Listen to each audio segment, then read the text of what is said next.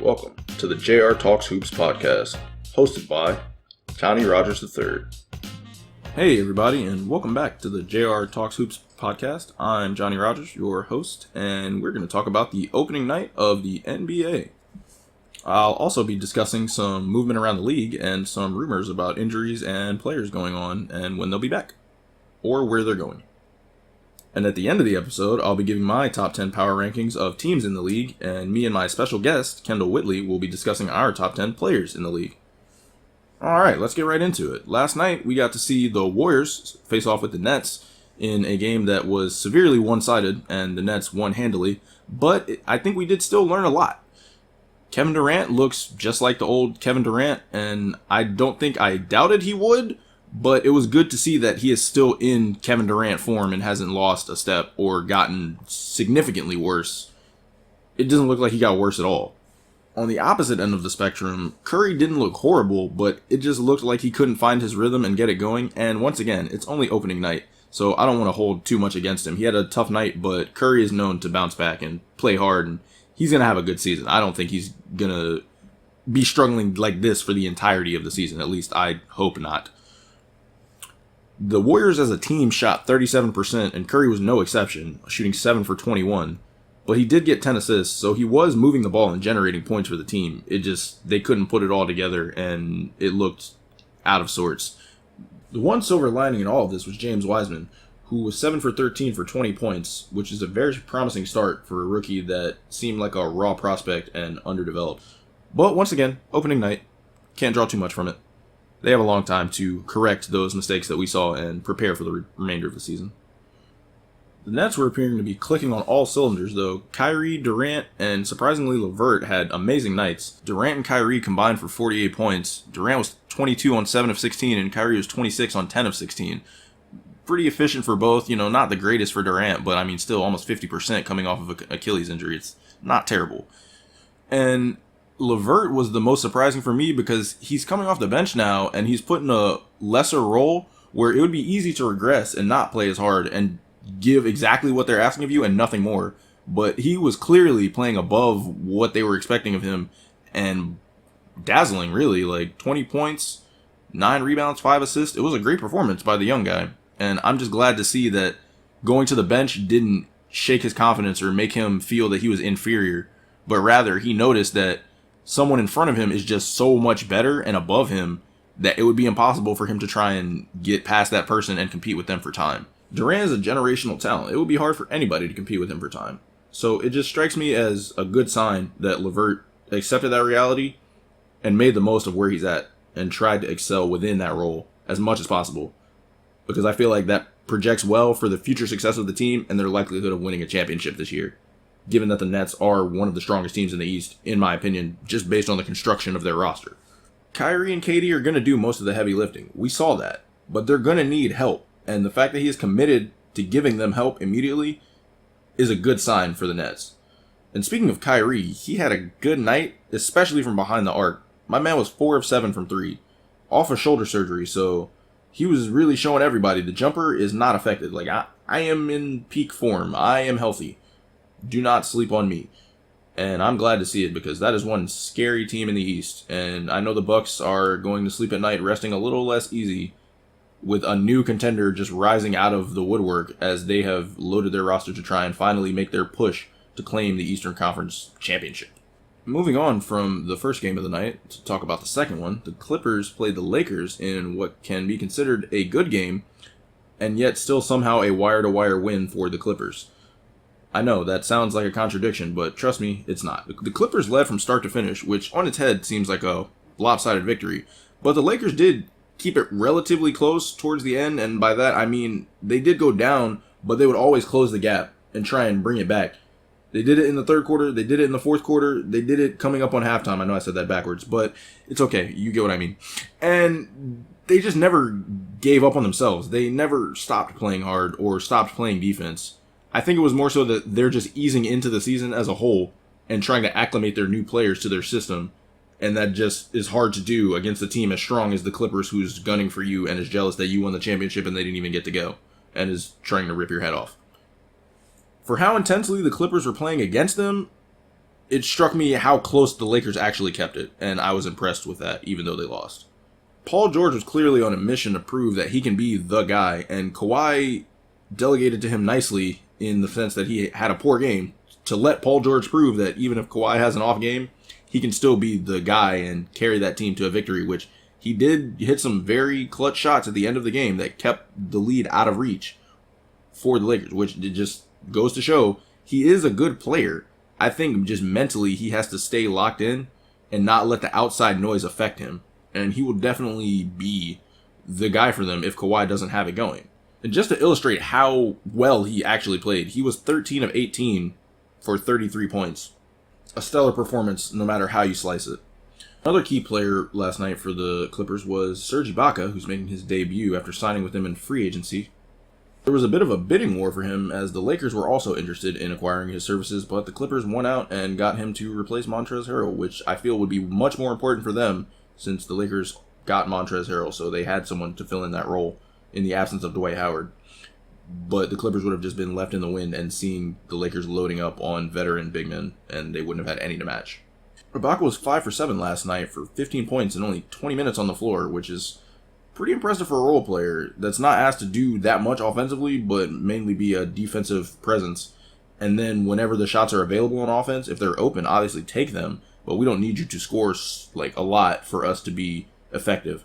And one final thing I wanted to mention about that game, it just seemed that at a certain point, the Clippers were blitzing AD when he would get it on the elbow and just trying to get the ball out of his hands as fast as possible. I think this was a deliberate strategy in order to keep him from getting that turnaround elbow jumper that he likes so much, or just driving to the basket if he counters off of them taking away the elbow jumper. But LeBron and AD did punish them for it once. LeBron cut down, and AD hit him right as the double team was coming, and LeBron cut down the lane, caught the pass, and dunked it uncontested. Just one of those subtle nuances of a basketball game. There's counters and counters to the counters, so it's just nice to see the chess match unfold in real time.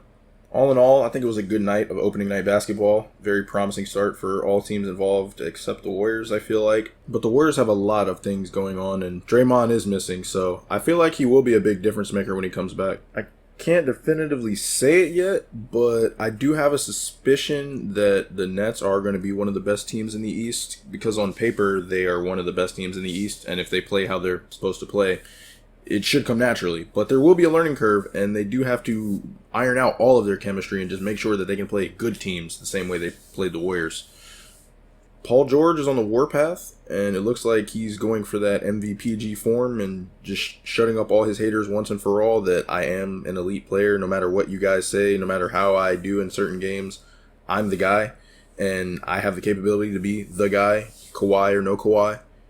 Whereas I feel like the Lakers have less of a chip on their shoulder now since they don't have as much to prove, and the Clippers are in the driver's seat of things to prove. So both Paul George and Kawhi have a lot of things to prove in the sense that they need to succeed in the playoffs together to legitimize their coming to the team and the team sending away so many assets for them. So it doesn't surprise me that the Lakers seem to be sleepwalking during that first game. And I feel like they will regress to the mean and become a better team as the season goes. But that they are just so much mileage in that it's hard for them to keep their foot on the gas continually entering this new season. And that's really everything I got from opening night. It was an exciting 2 games. There's a whole lot more on the second night of the season, but some of them will be kind of derailed due to injuries. And there's some rumors going around that I wanted to address as well that I feel might be a little interesting for you guys. First off, the Rockets have had to postpone their game against the Oklahoma City Thunder after one of their players tested positive, and a lot of them were then forced into quarantine due to their close contacts with him via the contact tracing protocols. And therefore, the game is unable to be played because they do not have 8 players, which is the minimum required number of players to start a game. All of this is going on in the midst of the James Harden sweepstakes, in which the Rockets are trying to have a fire sale and get rid of him, but only for a good price. But no contenders are going to give them that. The Mavericks are on the road against the Suns, but Porzingis actually traveled with the team even though he does not plan to play. Well, the coach doesn't plan for him to play, rather. He wanted to play, but the coach is holding him out until at least January. And he's participating in 5-on-none drills, according to Brad Townsend of Dallas Morning Times, and non-contact drills, but he is not playing 5-on-5, and he is not cleared to play. Chris Paul, who is trying to make his son's debut, is currently a game-time decision in that very same game, and we'll see if the Wiley vet gets to go out there and show what he's got with Devin Booker. I feel like that could be a very exciting team in the West, a sleeper team, some might say, given that they have a veteran like that can elevate your entire team, and the Suns were already peaking in the bubble, so it just seems like a good time for him to go there. And now, for the final segment before our special guest, I'll be going over my NBA power rankings. Yes, my top 10 teams in the NBA. I know you're dying to know. Hopefully I don't disappoint any of you with my rankings, but I know there's going to be a few people that disagree. And that's okay. It's okay to disagree. I don't think disagreeing is a sign of something bad. I think it's a sign of something good, because it shows that there's parity in the league and that people think certain teams are higher or lower than others. If the power rankings were the same for everybody that made power rankings, the league would probably look pretty boring, because every team that was better would always win and every team that was worse would always lose. But we know that is not the case. So let's get right into it. At number 10, I have the Portland Trail Blazers. And with a fully healthy team, they can play with any team in the West. We saw this in the first round last year, when the Lakers lost to them in Game 1 behind a masterful performance by Damian Lillard. At number 9, I have the Dallas Mavericks. And Luka enters the season as one of the favorites for MVP in a lot of circles, and not without merit. He looked really good in that 6-game series against the Clippers and hit a game winner on a step-back 3 that can only be described as nasty. And I think that he's going to take another step up this year and lead them back into the playoffs and maybe the top half of the playoffs. At number 8, we have the Philadelphia 76ers, and they're currently embroiled in a lot of rumors on whether they'll get Harden or not. I don't think they will, and I think with Simmons and Embiid, they have the core they need to win a championship, so I don't think they even need to if they don't. I just think it's going to take a lot of things going right for them to have success deep in the playoffs. One, they have to stay healthy, which we've seen is a problem for both Simmons and Embiid. And 2, they have to play both at the peak of their ability and not face a team that can neutralize Ben Simmons by completely ignoring him on defense. Can they do that and win a championship? Possibly, but once again, it would take a very specific path to the finals, in my opinion, and one I don't think will be attainable this year with so much parity in the East. At number 7, I have the Boston Celtics, coming off a disappointing loss to the Heat. It kept them from the land of milk and honey, that is the finals, once again. A promising young core that has been to the conference finals twice. Most GMs would savor this opportunity to have a team like that under their control. And I think Danny Ainge is no different. So I don't think they're rushed. I don't think their clock is soon to expiring. Tatum is only 22 years old, and they are moving well into their window for competing to attain that top spot in the East. I don't think they've quite gotten over the hill to definitively say we can beat every team in the East consistently, but they have shown all the signs that they are capable of completing the feat. And when they put it all together and they reach their stride, they're going to be a very scary team, and I see at least 1 or 2 finals appearances in the future for them. At number 6, I have the Denver Nuggets, a similar team to the Celtics in that they have a young core that is fully blossoming into the stars that were thought of them when they came into the draft, but obviously potential and production are 2 different things. So to see them fully put it together and to see Murray blossom into that second star that Jokic needed during the biggest stage of them all, coming back from 3-1 not once but twice, it was good to see. That progress is going to be very important for their future success. That experience is going to be very important for them down the line, and I think they have some championship aspiration in the near future. At number 5, I have the Miami Heat, the runners-up in the finals last year. They didn't make too many major changes to their roster. They did add Avery Bradley, and I think now that they don't have the element of surprise, it remains to be seen whether they can attain that same level of consistency that got them to the finals and that made them a danger to other teams in the East. And I think they can, because once again, they haven't lost too many pieces. They got a little older, but they had so many young contributors that their age as a whole doesn't really concern me too much. At number 4, I have the Brooklyn Nets. With Kyrie and KD on paper, in my opinion, that's one of the best rosters in the East. If the Bucks didn't have Drew Holiday, I'd put them clearly above them on paper. but the Bucks have Drew Holiday, so I still think they are better. But I'm getting ahead of myself. The Nets, if they can reach the peak of their potential, will have a lot of weapons that are basically unguardable in a playoff series. I don't know anyone that's going one-on-one with KD or doubling him and having much effect because he'll just shoot in your face. And Kyrie is pretty much the same way, only smaller. So I think the Nets definitely have real championship potential and real finals potential if they can get over the hill and get it all together and put all the pieces in place to have a deep playoff run and to succeed. They have a lot of time to get it together, but it is only year one of KD and Kyrie, so I don't want to judge them too harshly if they're not able to break through and push to the finals in their very first year together. At number 3, I have the Milwaukee Bucks. They made a splash with the acquisition of Drew Holiday, but will he put them over the edge?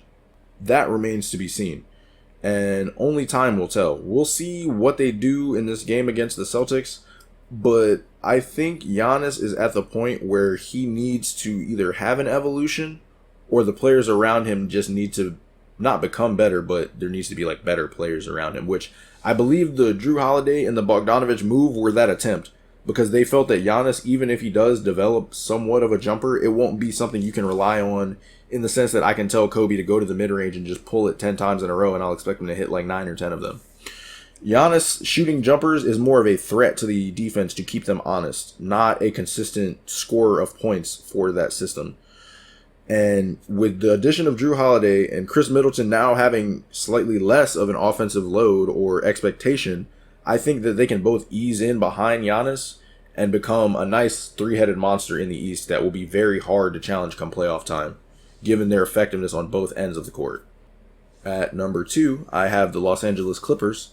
And they looked like a number 2 team in the league last night against the Lakers, who are the defending champions. They did look like they were sleepwalking against the Clippers, but nonetheless, Paul George went out and shot 13 of 18, 33 points, and showed the MVPG side of himself that was what got him to LA in the first place.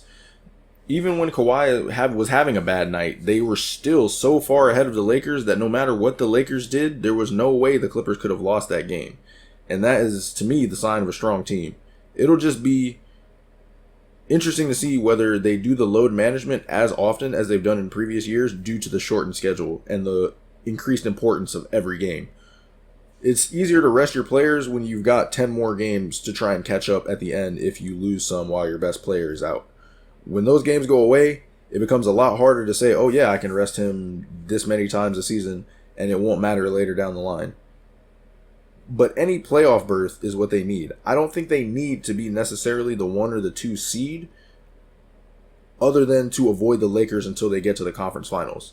But if they feel confident enough that they can beat the Lakers, then the rest might become more important than winning every game and attaining that top 2 position. And last but not least, at number 1, you probably already guessed it, it's the Los Angeles Lakers. The defending champions who added more players and I feel like are on paper a better roster than they were at the beginning of last season. All they have to do now is fit the pieces and get in rhythm, and I feel like every team will have trouble beating them due to both their defensive intensity and their just myriad of players that can attack you in various ways. Anthony Davis has proven himself as a transcendent generational talent, and he's next to another transcendent generational talent in LeBron James, who together are the scariest pick and roll tandem I have ever seen, since you cannot double either one of them, and if you roll with Anthony Davis, LeBron will have the advantage if his man gets screened. So it's just creating a lose-lose situation every time they run that action, and it's a very simple action. So with that said, the Lakers are my top team. And now that I've given my power rankings, we'll move into the final segment of our show, an interview with the host of the East-West Football Podcast, Kendall Whitley. Alrighty, so yeah, let's just get right into it. So first question, Kendall, when did you know you wanted to get into sports media? Like, what made you want to join the field and just attempt to even put your voice out there? It was a few years, like it's been a long time since I've been loving sports since I was in middle school. So I've been loving since then, and I just been watching those sports shows, NFL Live, NFL Network. Right now, I'm watching FS1 with Colin Cowherd, the Harris Show, Nick Rice. So I knew back then I wanted to make this my passion, just make this something I'm really like just passionate about, strong about. It's something I love doing. And just, I mean, now we just started a podcast myself. Well, I'm a co-host on it. Me and my two buddies, Jerry and Fidel, we do East West Football Podcast. So we all met in a draft chat last year. Well, earlier this year. It was in like February. Up on a year. We all met in that draft chat. And initially, we was gonna be like, we were just gonna be writers and we just be putting out scouting reports on his website. We all was in a draft chat on Instagram. And I was like, let's distance ourselves from there. I said, let's transition into more like sports talk. Let's have our own talk podcast, whatnot. So we was going to be the East West Sports Podcast, but we had somebody reach out to us, and they were like, "Nah, just stick to one thing." And so we felt like our strongest thing was football, so we changed to East West Football Podcast. So we've been doing that for a few months now, and well, not a few months, like early this year. Like I said before, we coming up on a year. We have some big time guests on, H, Rob Parker, TJ. I mean, Coach Hugh Jackson. We've had a lot of people on. Yeah. And so we just been grinding with it, man. Like when we first started, it was rough. Like the first couple of weeks, it was rough. We was talking because there's three of us. You normally do a podcast with two person. There's three of us. So we was talking over each other, and it was terrible. Yeah, getting the flow of the how's it gonna go. I got you. So now, like, we're not just a podcast; we're an actual network. We got a website, YouTube. We got like 30 members are part of East West Football Podcast. Yeah, yeah, we're expanding. We're a large network now. Like, we've just been grinding. It's been great, man. I've been enjoying the ride, and we got some more big time stuff, things to release in 2021. So we'll. And you actually answered the second question in the first question, so that was pretty impressive. I'm not gonna lie. It was how did you begin your journey, but then you laid it out for me, so I am proud of you for that one. And so I will go to the next question, which was, what's your favorite, I guess, either story you've covered or guest you've had on the show? Since I feel like the podcast is the biggest thing you guys got going. That's a great question because I don't want to offend none of our guests that we've had on because we've tremendous guests on. I think Rob Parker is probably the best guest we've had on. We had him on. It's on our YouTube now. If y'all can go check it out. But we had Rob Parker on, and if you know Rob Parker, he's great. He doesn't like the Patriots. He doesn't like the Patriots. He doesn't like Tommy. Don't like nothing like the Patriots. He don't like the boys, but he's been a great person that I've looked up to and I followed and whatnot in sports talk. But that show was good. I think it's probably like 20 minutes long on our YouTube, so you can go check it out. But it was great. He came in, he gave us some great knowledge, and he told us to keep on grinding, just keep going, man. It was a great show. Oh yeah, that's a big time guest. Like I'd say, yeah, somebody like that, someone that you can see on TV and just be so easily like, wow, yeah, I would love to have a conversation with this guy. Like, and it's like to actually get that. I imagine that was probably just a great episode for you guys. It was, man. Next, I want to know, what was the hardest thing you've learned along the way? Because I know you said at the beginning y'all were talking over each other, but was that the most difficult thing, or were there other things that y'all had going along that just made it more tough? When we first started the podcast, we was talking over each other a lot. But then I would say like it's a like we do a podcast, like even if it's not a special guest podcast, it just be like one of our weekly normal podcasts, three of us. And I got a bad habit of saying, okay, well that's good, or I gotta get. It's a word. It's a word. A lot of people got it. It's kind of hard to explain, but like you might be talking, you be like, oh yeah, it's like a repetitive word. So yeah. Yeah, well, mine was like if we had a guest on or something like that, I'd be like, okay, well, that's good. That's good. That's real good. I kept. So that's probably been one of the toughest things for me, and I actually practice. I don't say that a lot like I used to. I still say that something, but it's not that's good. I switch it up a little. But that's one of the toughest thing that I've had to overcome. But once I've got better, I've got a lot better because we actually just started like doing like we used to do just like we're doing right now. We record it, but we don't put out the visual, like the actual video. We just put out the audio. So that's what we're doing our first few months. Then we started doing YouTube the video. Mm-hmm. Yeah, so and this came a lot better because we were getting a lot of views with the audio. But then when you're doing podcasts, people like seeing faces. They like looking at something. Yeah. Yeah, they don't like just hearing or just reading. They like to see. So we got some great feedback on that, and people reaching out to us like, hey, when we gonna start seeing who's talking, see y'all, all that. So we start doing that, and the views have went up, man. I'm glad. That is the thing I learned early on is I was told that like the medium is the message. It's like you can say it could be the best show in the world. You could say everything great. You sound crazy intelligent, but if people don't like have a face with that in their mind, it's going to be harder for them to associate that with something that has more like substance and clarity than something where they don't see the person. Like if I'm saying the same thing and you don't see me, and then you say the same thing and they can see who you are, we saying the same thing, but they're gonna go stand and look at you because it's something to look at while they're hearing it. Right. So yeah, I agree. I like that. That seems like just making that transition from audio to video because it doesn't seem like it'd be easy to do. Like producing a video show is a lot different than producing a only audio. Like, That's the us for East West. It's three of us that do it. So for he normally does our edits and all that. I'm not the best technical person. I'm not never been in the editing this and um, sending this audio to here and doing all. I always be thinking it's a lot of work. So we let him do that and we join the show. But I'm gonna get into learning how to do all that, doing the edit, sending it here and sending all that. I'm gonna get in doing all that. oh yeah, it's like playing to your strengths. You don't want to try and step out of your lane if there's somebody in your circle that's more fit to do that. Like, you know what I mean? It's all right. So now let's actually talk about basketball because that's what I know we really want to talk about. So who do you have for the championship? Because I have the Lakers. I'll just say that. And in the Um, East, I have the Nets. So, I don't have an NBA team. I like a lot of teams, but I'm gonna go Lakers. I want to go Milwaukee.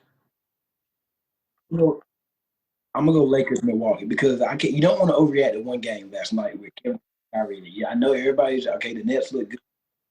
Right. Give it about a month or so, because normally this is with football too. Normally after about a good month or so, you know what you ain't. So about a good month or so. But I know what Milwaukee is, and they got better. So I'm gonna go with Milwaukee, and I think Milwaukee plays tonight. I think they play Boston tonight. yeah, I I'm gonna believe go they do. Milwaukee and the Lakers, and I'm gonna go Lakers in seven. Lakers in seven. Milwaukee and the Lakers in seven. I like that. I feel like Drew is definitely going to take a lot more off of Giannis than people are giving credit for. Like, I don't think people understand, like, or at least I think a lot of people that don't watch like a lot of basketball just really severely underrate Drew Holiday. Like, because they're Yeah, saying like, oh, what's the difference between him and Bledsoe? He's good at defense. Like, so what? Like, so is Bledsoe. But I'm like, yeah, but like offensively, that man is a dog. Like, he's yes, gonna get his 25, 28. Like, because he's what Middleton was supposed to be, in my opinion. He's that like player that can come on when Giannis is not really on. Like when Giannis is kind of struggling or just getting three people in the lane, like blocking him when he's with them having Holiday in there, Holiday if Giannis gonna give you 25 to 7 tonight. Holiday will give you that 15 to 17. Milton, you need probably about 20. You know what I mean, 70, 20 for him. If they can get that, and then they got a whole lot of some good role players, they're in business. They'll be all right. exactly, yeah. It makes it so Middleton doesn't have to be that like superstar like next to Giannis. He can just be like a good solid all star, 20 points, and then Drew can just pick up the rest. Like Yeah. and I think people are just really underrating like how that dynamic is gonna shift now that Giannis is definitively one. You got two like Robins next to him, like And they had him, the guy from Sacramento, I think, the oh Bramonic. Bogdanovich. Yeah, but the trade got They messed up. So I was all in with them whenever they got they going back. I mean, they're gonna be some wrecking with shit. Then after trade got messed up at the last minute, and he not gonna find there. So but I think they're still gonna be without him. They'll be all right. yeah, they'll be all right. They're definitely going to be contending for the conference. Like, I think they're either going to be second round, third round. Like, is when they're going to start to get tested. But Yeah. they Don't definitely sleep can on make the don't finals. sleep on Philly. Don't sleep on Philly though. Don't Yeah, sleep Philly, Celtics, like there's a lot of teams in the East. That's why I say that second round is going to be when it starts to like the axe is going to hit the grinder. Like, all right, who's actually sharp? Like, who's really going to be cutting? Like, and who's going to get cut? Like, so they definitely should make the playoffs in advance, and I could see them in the championship, but I could also see them getting upset, and I wouldn't be surprised either way. I think there's just that much parity this year. That's no knock against them. Like it's just the league looks much more balanced than even 5 years ago. Like, on. all right, so now we're gonna discuss our top 10 players. So I'm gonna give my 10, and then I'll let you give your 10, and then we can see where to. Or actually, we'll do it like this. Would you like to give your 10 first, or would you rather I give mine first? I'm gonna give it. I'm gonna defer to you. You give it first. You I'll give give mine yours. first. All right, so I'm gonna do it from 10 to 1. Like I'm gonna start at the top and go down. So at 10, I got Jokic. I know that seems low, but when you hear the rest, I'm gonna be like, make my case for. I mean, I Jokic is good, but I can't say he's better than these players. I got Lillard at 9, and a lot of people might say it could flip Jokic and Lillard. Mhm. Doncic at 8, Harden 7, Kawhi 6, Giannis 5, Davis 4, Curry 3, Durant 2, and LeBron number 1. And after opening night, I'm kind of shaky on that Curry pick. Like he looked good in stretches, but overall, he looks like he's kind of. But at the same time, his whole team looked kind of like they were struggling. So once again, can't take too much from opening night. Don't want to. Thought about these. I've been thinking about the past couple of days since you sent me the script, and I kind of rearranged my order. I've been going back and forth, so I'm just gonna give them. Hey, I'm gonna go LeBron 1. I'm gonna go Kawhi 2. 3. I'm gonna go KD. 4. I'm gonna go Luca. 5. James Harden. 6. I'm going Dame Lillard. 7. Giannis. Okay. 8. Man, guess I'm going Jokic at 8. Okay. 9. I'm going with Joel Embiid. I like Joel Embiid. Hmm. And I went back and forth with this one too. Let me see. Give me a second. I'm gonna go Anthony Davis. Anthony Davis.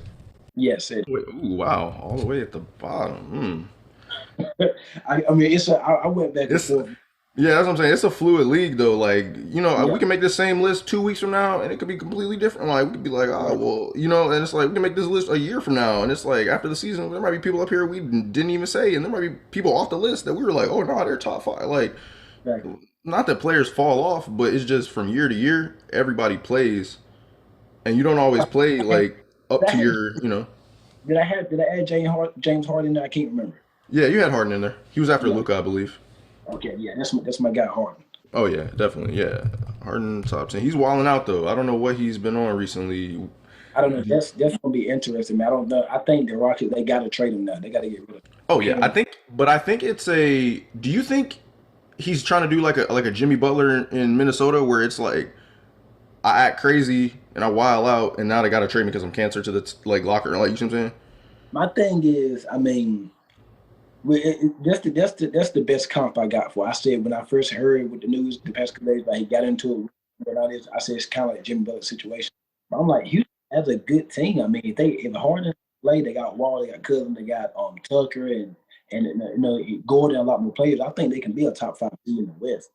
So, but I heard he doesn't like the coach or he doesn't like the system with the coach or something. That's what I heard. That's why they traded Westbrook. But if leave, I think the best if he go to Philadelphia, that's a good fit. But I heard those talks broke down. But Brooklyn, I don't think Brooklyn needs it. It's one game, but I don't think Brooklyn really needs him. But I don't know. I heard something about Milwaukee or Toronto might be interested in him. Or then Milwaukee, Toronto. So I don't know. It's gonna be interesting to see where he go. But I think you got to get rid of him now. You got to. Yeah, I think at this point he's just too much of a liability for you. Season in Houston.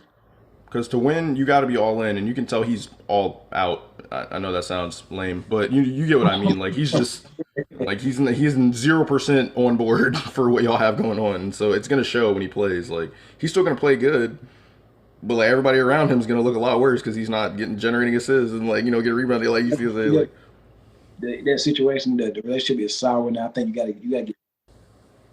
Yeah, I agree. I think it's over. No, I like your list, and I like that it differs from mine. And I just wanted to ask: do you have Luca that high just because of his trajectory, or do you really think he's the 4th best player in the league?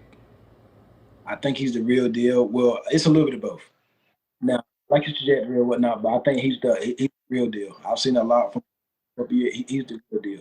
So, and he's gonna get even better. He's going in year 3. This is year 3 for him. Exactly, you're 3 only. Yeah, He's gonna be even better. yeah. That's like I mentioned it earlier in my segment on the power rankings. Like he he is leading that team, and he has Porzingis by his side. When he comes back, but he was in year 2 doing things like that. He was looking like D Wade in year 2. Like this man was just out here to like. Other guy I like, and I try to squeeze him in my top 10, but I couldn't. It's Mhm. Donovan Mitchell. Try to Oh squeeze him yeah, in. Mitchell's right on the outside looking in, like really hard. Like, hey, He's in Utah, and I don't get a lot of Utah games. Like I don't have NBA League Pass. Just watching like I can, so I think that's probably why he overlooked a little bit. He's in Utah, but I don't win nothing Utah because I think they're going to be like another Portland. They have a pretty decent record, put up nice stats, and then get bounced in the first round of play. That's what I think. That's what they're going to be another Portland. yeah, I don't think their ceiling is high enough to win a championship. I agree. That's actually all I had. So, with that being said, I just want to thank everybody for listening and say this is the end of the third episode of the JR Talks Hoops podcast. See you next time. And as always, stay dangerous.